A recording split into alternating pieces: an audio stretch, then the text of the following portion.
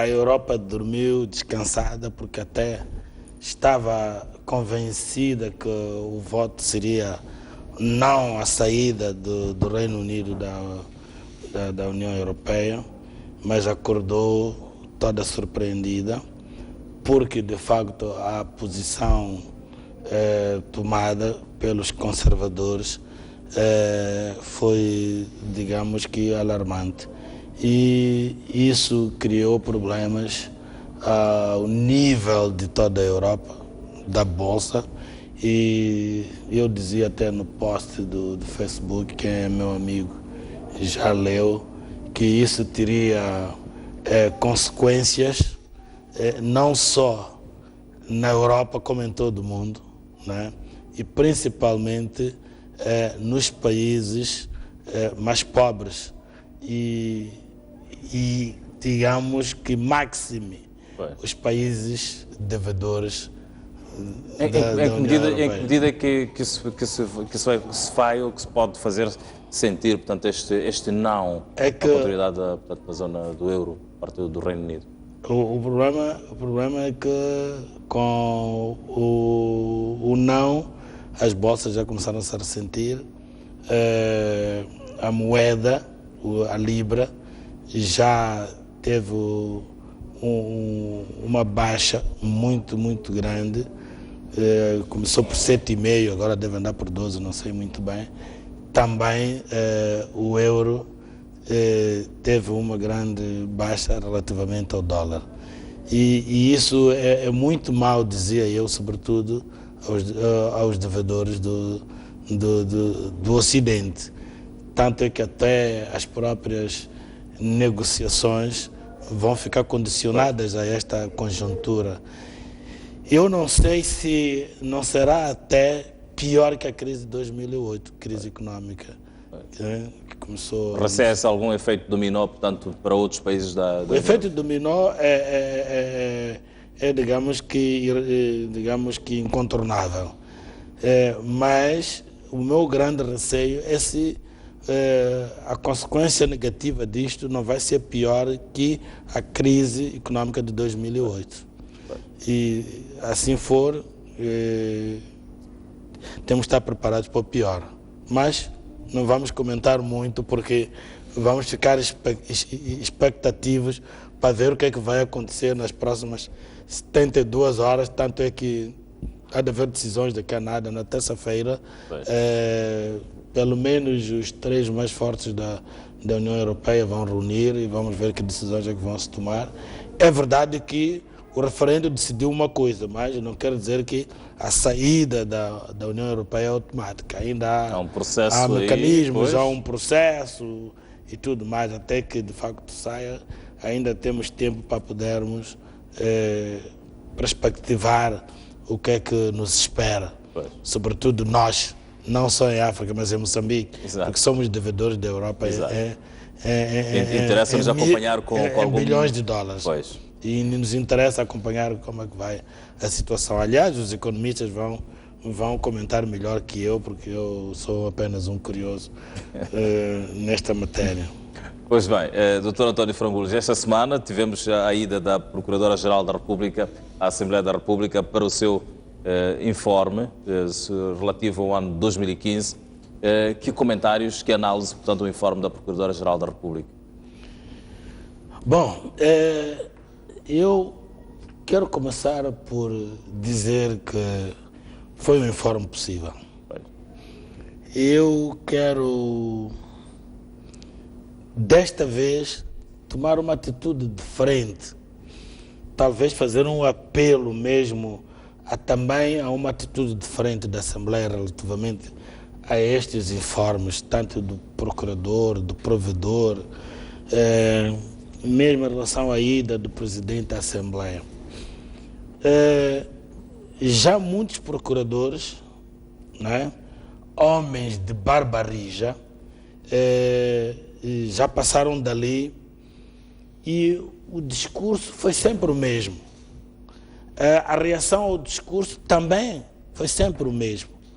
Quer dizer, é sempre aquele discurso de Foi uma ata, um elenco dos processos acontecidos e nunca aquilo que esperavam ouvir.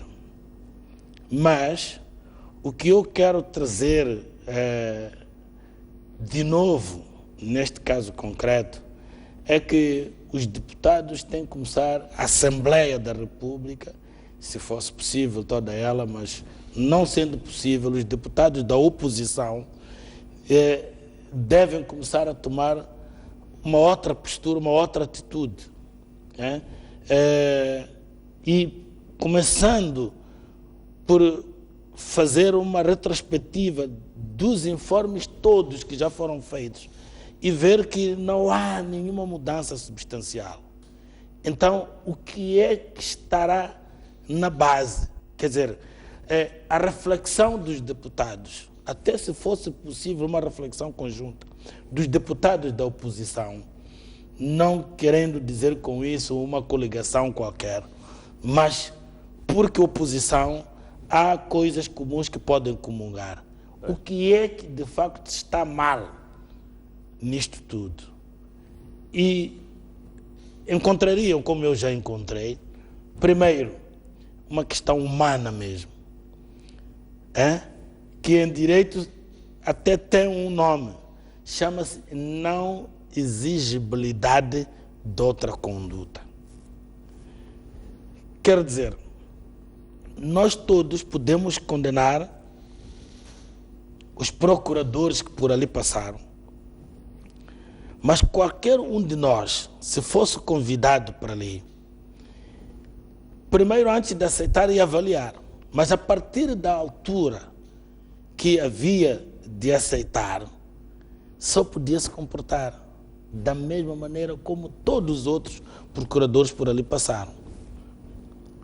Então, trocando isto em 500, o que é que pretende efetivamente deixar-nos perceber? O problema é que existem amarras constitucionais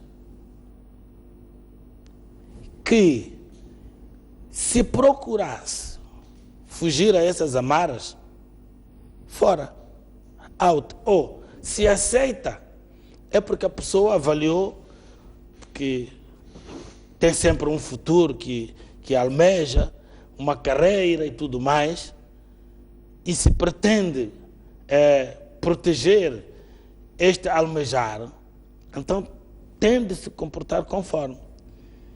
Eu, por exemplo, haveria de citar aqui o artigo 159 da Constituição. Competência do chefe de Estado no exercício da sua função. Na sua a linha H diz nomear, exonerar e demitir o Procurador-Geral da República e o Vice-Procurador-Geral. Quer dizer, falando na máquina da Justiça, a linha anterior, nomear o Presidente do Tribunal Supremo, o Presidente do Conselho. E podíamos saltar para conjugar para o artigo 239 e encontraríamos o Procurador-Geral e o Vice-Procurador-Geral da República são nomeados por um período de 5 anos pelo Presidente da República, não podendo seu mandato cessar, senão nos seguintes casos: renúncia, exoneração e demissão. Mas estas situações de B e C, exoneração e demissão, estão referenciados aqui, não é? No 240, se não me engano, que o Presidente pode exonerar e demitir. Ora, nesta situação, a pessoa escolhe ou contraria, não é? Ou então vê-se na contingência de ser exonerado ou demitido, que não é uma situação muito confortável. Então, eu sou da opinião. É nesses termos, portanto, que a Procuradora foi apresentar diga-se, um relatório possível. Possível. Ela não pode contrariar aquela regra. Nós temos que pôr a mão na consciência e fazer meia-culpa. Qualquer um de nós desde que aceitasse, então tinha que se comportar conforme. Porque se não se comportar conforme, é exonerado ou demitido. Tanto é que, para isso, basta a gente olhar para trás, desde o primeiro procurador desta Constituição de 2004, se a memória não me atrasou, ou de 90, eu acho que começa na Constituição de 90, e que os informes são mais ou menos assim. E qualquer outro procurador que quis sair desta tradição teve embaraços, divulgados ou não, mas teve embaraço. E alguns até foram vítimas do martelo do punho do presidente, por ter saído exatamente da bitola. Neste informe da Procuradora-Geral da República, quais é que consideram que terem sido os aspectos em que ela foi mais feliz, portanto, durante o informe, e aqueles em que ela não foi tão feliz assim? Bom, eu não queria ir pelos aspectos que foi mais feliz, porque, como eu disse, ela até agora foi feliz enquanto ela fez o tradicional, o que todos os outros têm feito, ok? Agora, o único senão, e ela vai ter que entender em relação à Polícia de Investigação Criminal. A forma como ela teria dito que para ela é indiferente se a Polícia de Investigação Criminal é integrada no Ministério Público ou no Ministério do Interior ou no Ministério da Justiça, não me pareceu o mais sensato, na medida em que eu não vou pedir aqui para fazer o close, mas tenho aqui um documento que é do primeiro Congresso para a Justiça, organizado pela Ordem dos Advogados. Se me deixar ler uma das recomendações, número 4, falta de prontidão da Justiça. Na perspectiva da investigação criminal, cumprida que está a missão histórico-política de descolonização, urge devolver à Polícia de Investigação Criminal a sua dignidade e magnitude de polícia judiciária, verdadeiramente auxiliar do Ministério Público na sua tarefa de exercício da ação penal, tendo sido unânime a opção dos congressistas pela sua retirada do Ministério do Interior, reintegrando-a no Ministério da Justiça ou no Ministério Público, menos no Ministério do Interior. Isto aqui foi uma recomendação de uma população, entre aspas, que representa a justiça em Moçambique. Neste congresso, eu estou lembrado, eu até fui orador, estou lembrado que a ministra da Justiça, na altura era a doutora Bevinda Levi, estava lá, doutor Trindade e outros, o Ministério Público, já não me lembro representado por quem. E esta foi uma posição unânime, de que a Polícia de Investigação Criminal já cumpriu com a sua missão. Ela é criada em outubro, dia 18, pelo Decreto-Lei 2575, para cumprir uma missão histórica na altura da descolonização. Mas a descolonização já teve o seu desfecho há muito tempo. Faz sentido, portanto, esta desintegração da Polícia de Investigação Não Criminal? é desintegração. Pois. É simplesmente devolver. Devolver porque a Polícia de Investigação Criminal vem, não é, da Polícia Judiciária Colonial. Ok? é a Polícia Judiciária, que é, nessa altura, criada pelo Decreto-Lei 35.042, de 1945, 20 de outubro, não é?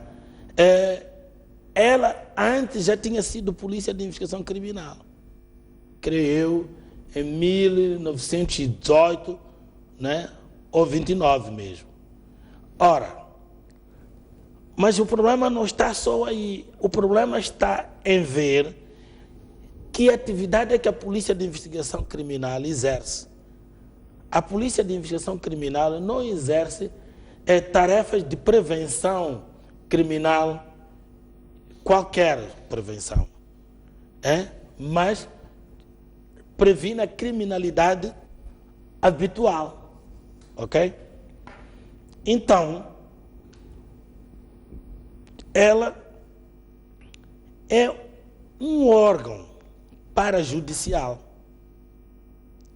um órgão auxiliar, mas excelentemente auxiliar do Ministério Público. É um órgão da administração da justiça. É verdade, versus um órgão executivo da administração, portanto, pública, digamos, da administração, digamos, geral. É órgão do executivo, mas também é o órgão da administração da justiça. Por causa do seu exercício da ação penal, tem esta qualidade de não ser nem carne, nem peixe, mas está muito mais próximo de ser a administração da justiça. Porque a sua atividade, toda ela, vai desembocar no fim do dia na administração judicial, já não judiciária, vai desembocar nos tribunais. O processo que a Polícia de Investigação Criminal lavra vai terminar no tribunal. Portanto, nós temos que olhar a PIC não como um serviço, como vem agora o governo a propor, que não é a primeira proposta que faz, a propor na Assembleia da República, serviço. Não, a Polícia de Investigação Criminal não é serviço, é polícia. Polícia de Trânsito é polícia de trânsito, não é serviço de trânsito. Polícia de Proteção ou Polícia de Ordem e Tranquilidade Pública é polícia e não serviço de ordem pública.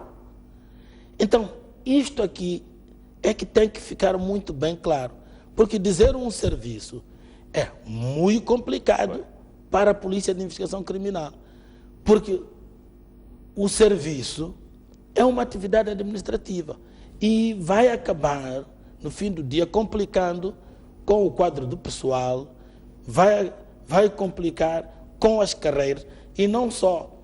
A proposta que eu até vi, não é que o Serviço Nacional de Investigação Criminal vai depender hierarquicamente do ministro que superintende as Forças de Defesa e Segurança, que é o ministro do Interior, e funcionalmente é o Ministério Público. Mas, e como um órgão paramilitar. Quando a gente diz que é um órgão paramilitar, significa que ela por dentro deve se organizar como um órgão militar, com patentes e com um princípio adjacente, que é o de poder referencial da patente mais alta em relação... Não, da patente mais baixa em relação à patente mais alta.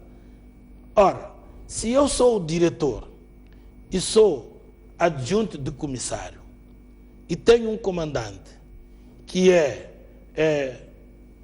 general, que é um general, quando chega no meu gabinete eu tenho que me levantar e até ficar ressentido, porque eu sou um paramilitar. Mas não pode acontecer isso com a Polícia de Investigação Criminal. A Polícia de Investigação Criminal tem as suas especificidades, tem que ter a sua carreira, a dotação dos seus quadros de pessoal de uma maneira completamente autónoma. Esta separação, portanto, que é muito falada, muito exigida, portanto, da PIC em relação ao Ministério do Interior, possibilitaria, portanto, todas estas nuances estão a ser descritas pelo Dr. Franco? Sim. É que nada impede, até mesmo a questão de existência de pessoas com equipamento militar, portanto, armamento, etc. Nada impede. A única coisa que nós podemos afastar é exatamente a sua integração, como está até agora, no Ministério do Interior. O que acontece aqui é um pouco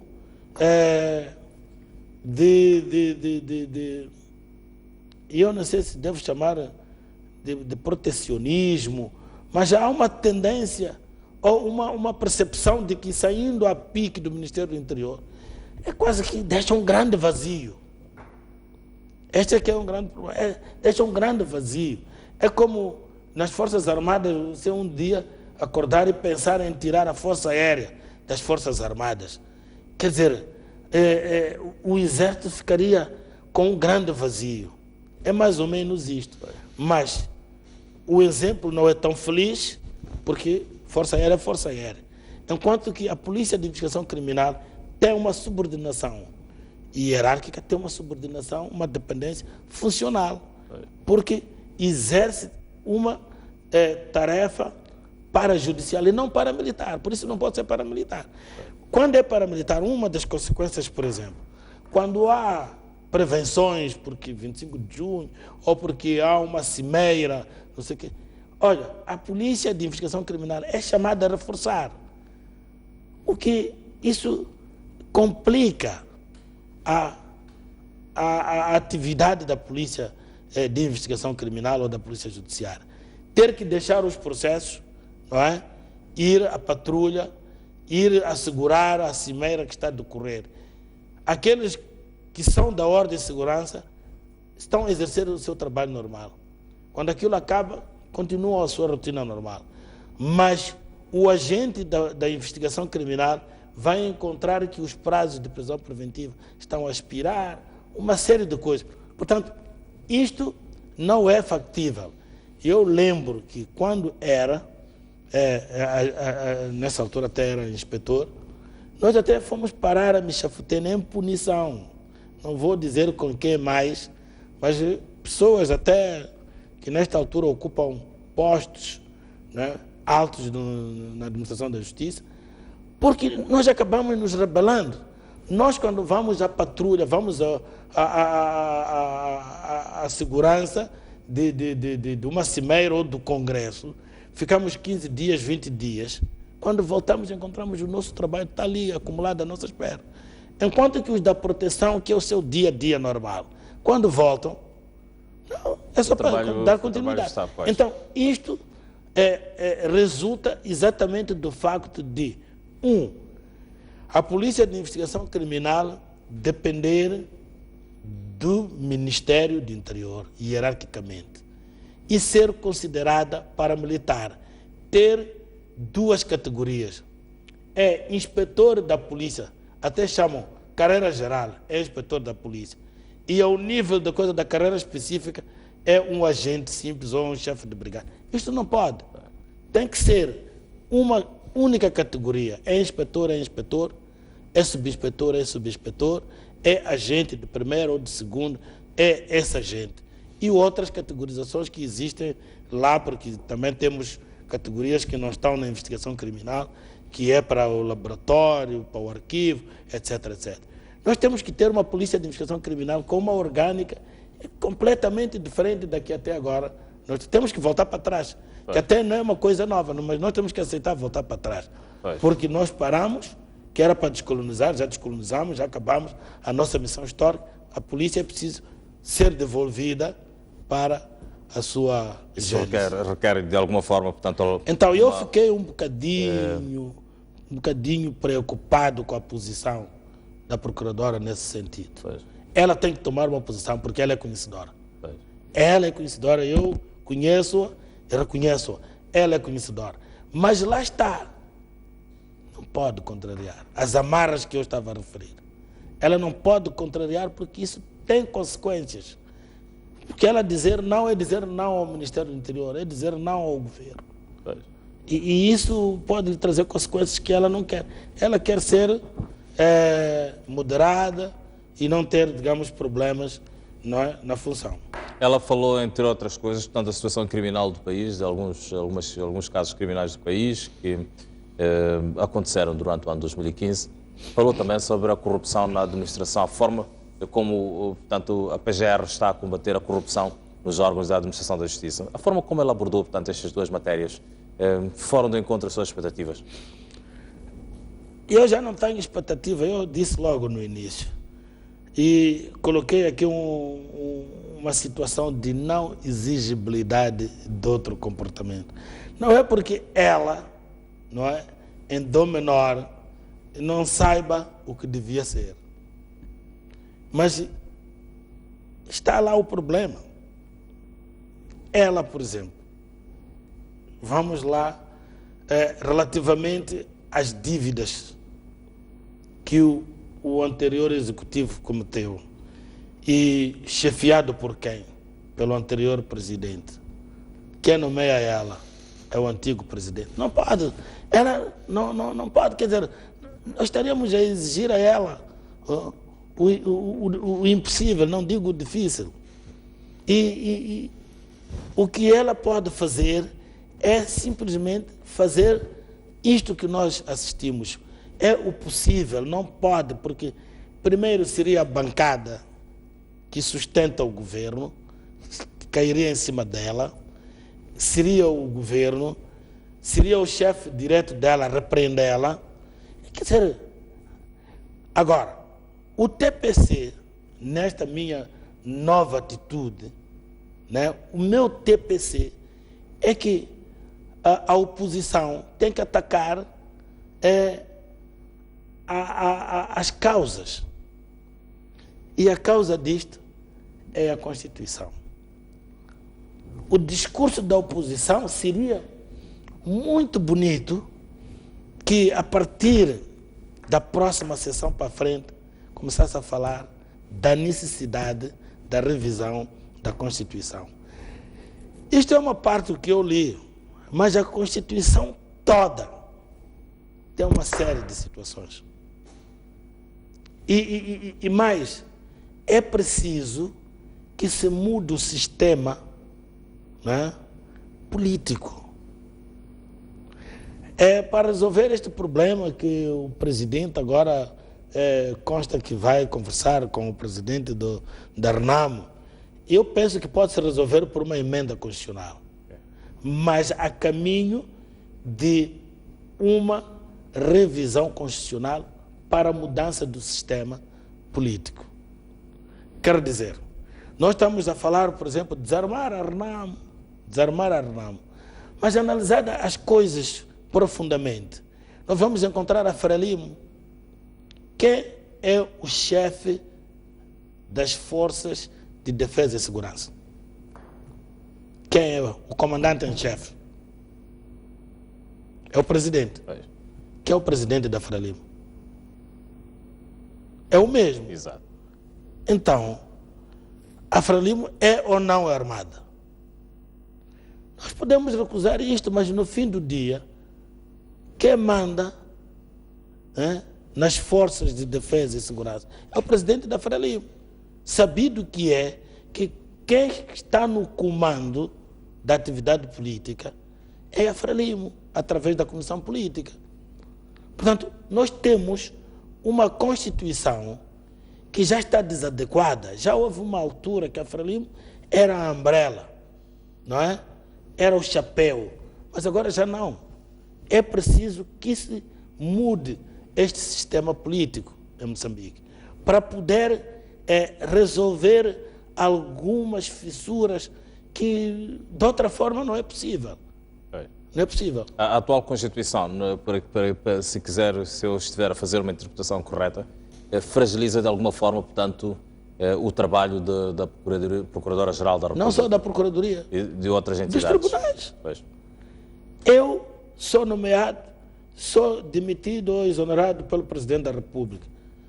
Eu sou o Presidente do Tribunal Supremo. Eu sou o juiz conselheiro. Eu sou o Procurador-Geral adjunto. Eu sou o Procurador-Geral. Sou o Vice-Procurador-Geral. Sou o Vice-Reitor. Sou o Reitor da Universidade Públicas, não é? Quer dizer, não tenho como. Se eu contrariar, eu vou para a rua. E a pessoa, muitas vezes, tem que procurar comportar-se conforme, porque também ficar em casa sem fazer nada não fica bem. Só o trabalho é que dignifica o homem. É só ver, por exemplo, a situação em que eu me encontro. Não é o mesmo que eu estivesse.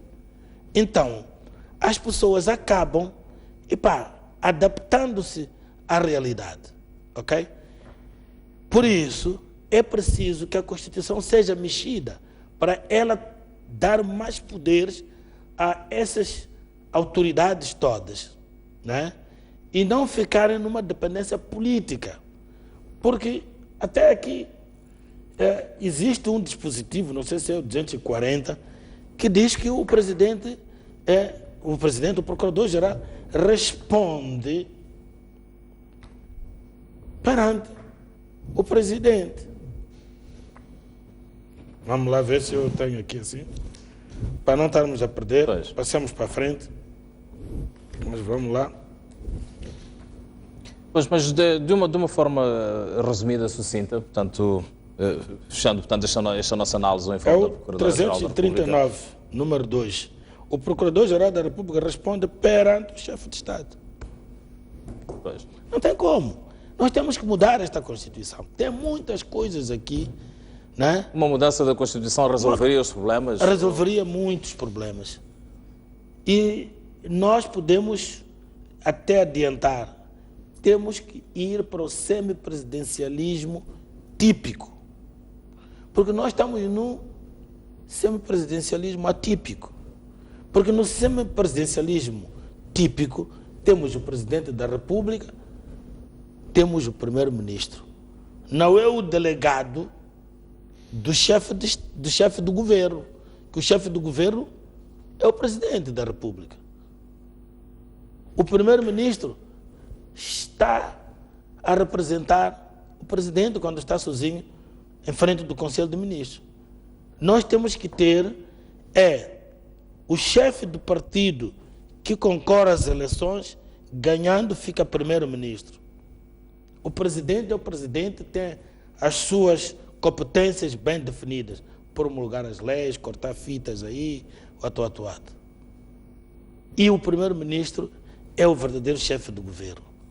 De 15 em 15 dias tem de ir ao Parlamento, prestar contas.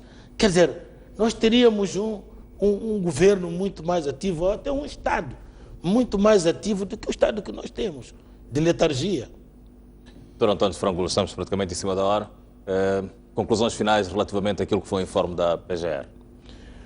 É o que eu disse, foi o informe possível.